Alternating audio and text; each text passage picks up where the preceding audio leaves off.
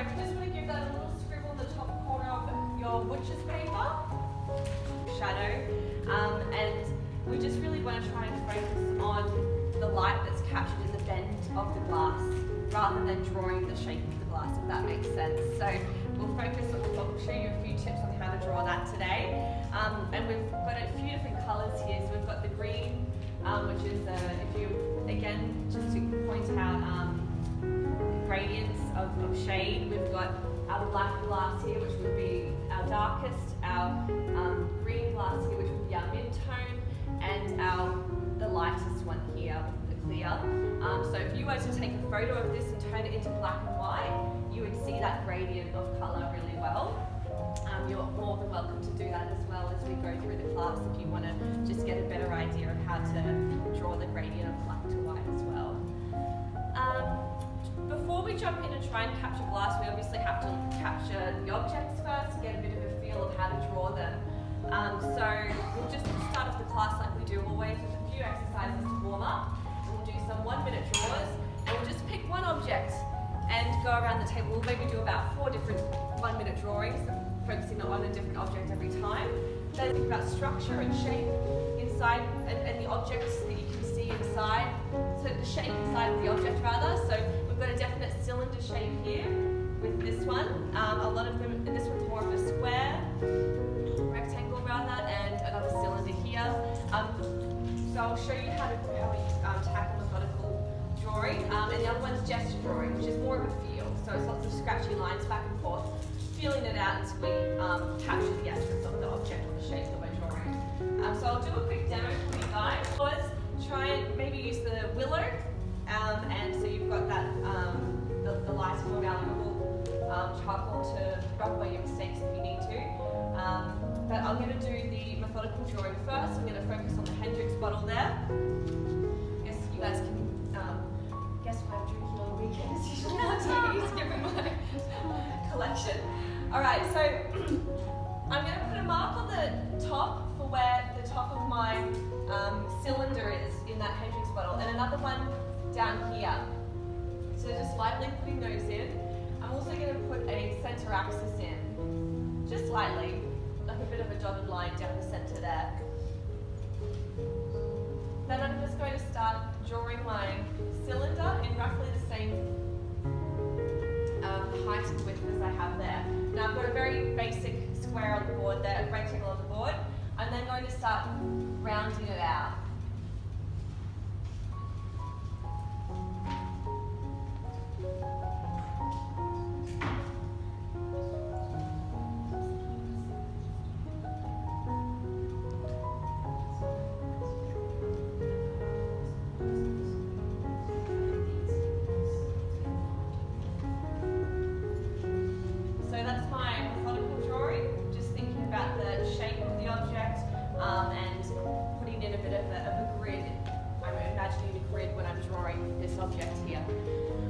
If I was to do the same object with gesture drawing, I was pretty much just going to go for it. And it's lots of back and forth, scratchy lines, and it's quite quick.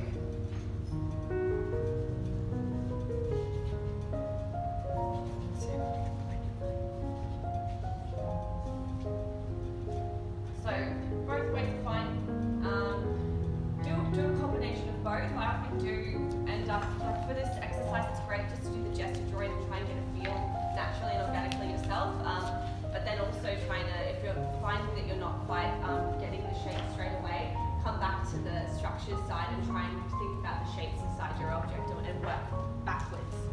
Pace plays a big part in trying to figure out proportion. I also like to use measurements and line work. So I know that my martini glass is slightly lower than my Hendrix bottle, so just drawing like an imaginary grid while you're looking at the objects really helps. You can even lightly draw it on your page if that helps as well. So I can't quite see how I am there, so I'm just to do a demo, I'm going to take a quick photo.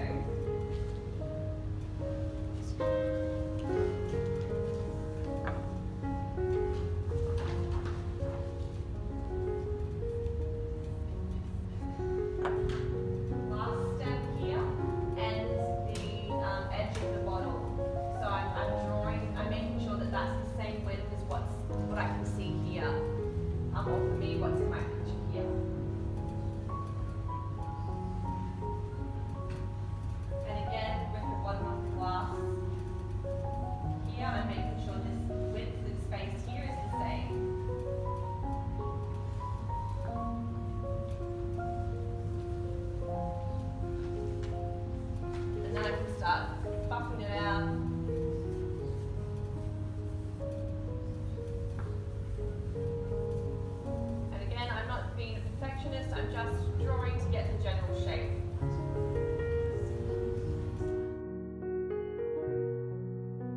So this technique is called blocking out. So we're just going to capture the silhouettes of all the objects there, and this will come in handy for the glass features as well. So I'm going to draw my three bottles here, the decanter, the Hendrix, and the Dolman Maroon bottle there. So using my willow, I'm going to do the Dolman bottle first at the back there. And see how I'm just using the sides to...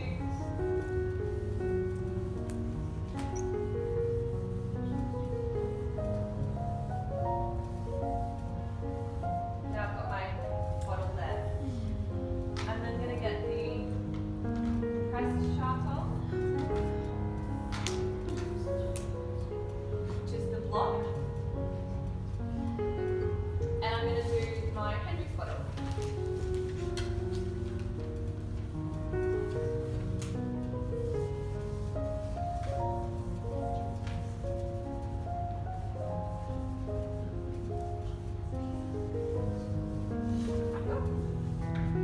Alright, and then for the white, grabbing a chalk, we can now play around with our highlights there. And I'm just going to pop that into the background here. Sorry, did you use a dark block for the monochrome? I mean the black one. Yep, for the Hendrix bottle I used the compressed. So we're using all three drawing materials now.